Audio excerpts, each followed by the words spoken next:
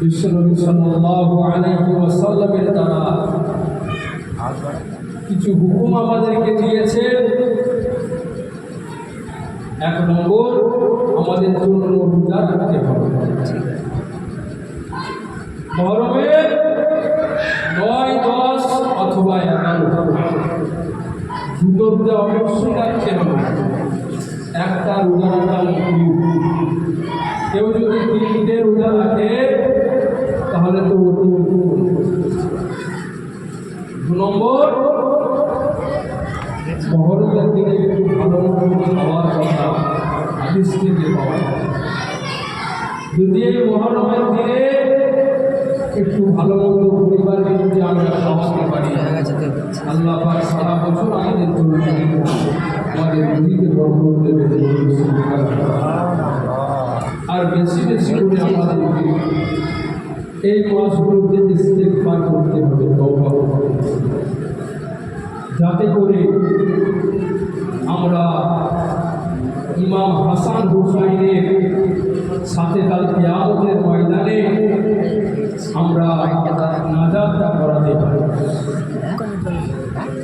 ইমাম হাসান হুসাইনকে মহব্বত করতে হবে, ভালোবাসতে হবে। কেন ভালোবাসতে হবে? এই জন্য ভালোবাসতে হবে যে ইমাম হাসান হুসাইন আমার রসুলকে মহব্বত করেছিলেন। আমার রসুলকে মহব্বত করেছিলেন, প্রেম করেছিলেন, আমার রসুলের আদর্শকে মহব্বত করেছিলেন, আমার রসুলের সুন্নতকে মহব্বত করেছিলেন।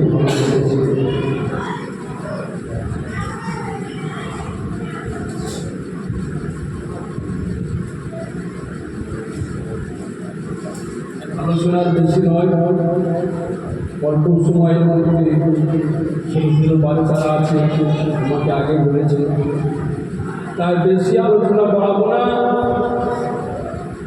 আমরা যতটা পারব আল্লাহ পাকের হুকুম নবীর তরিকা অনুযায়ী জীবনটা যাপন করব।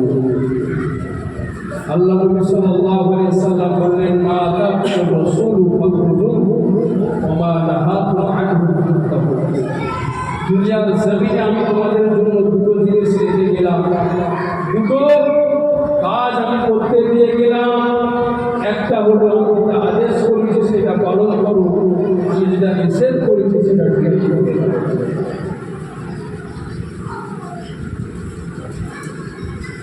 বাবেরা আমার নওজোয়ান তরুণেরা,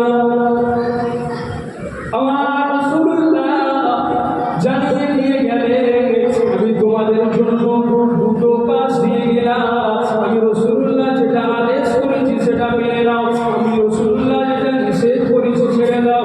আমি আল্লাহর নবী জানিয়ে দিয়ে গেলাম, আমার রাসূলুল্লাহ জানিয়ে দিলেন, আমি নামাজ পড়েছি তোমরা নামাজ পড়ো, আমি রোজা রাখতে বলেছি তোমরা রোজা রাখো, আমি হজ করতে বলেছি তোমার সামর্থ্য অনুযায়ী তোমরা হজ করো।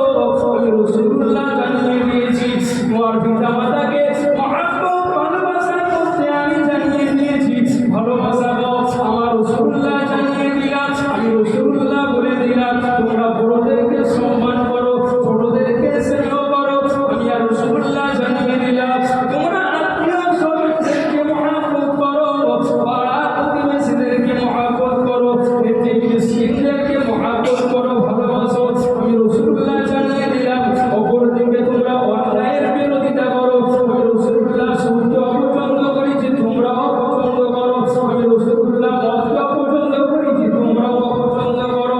আমি রাসূলুল্লাহ হিংসা রাহাজানি আমি আল্লাহ রাসূল অপছন্দ করেছি, তোমরাও অপছন্দ করো। কেননা আমি রাসূলুল্লাহ জানিয়ে দিলাম, আমার চরিত্র আখলাক যদি তোমাদের মধ্যে আসে, কাল কিয়ামতের ময়দানে আমার আল্লাহকেও খুশি দেখতে পাবে।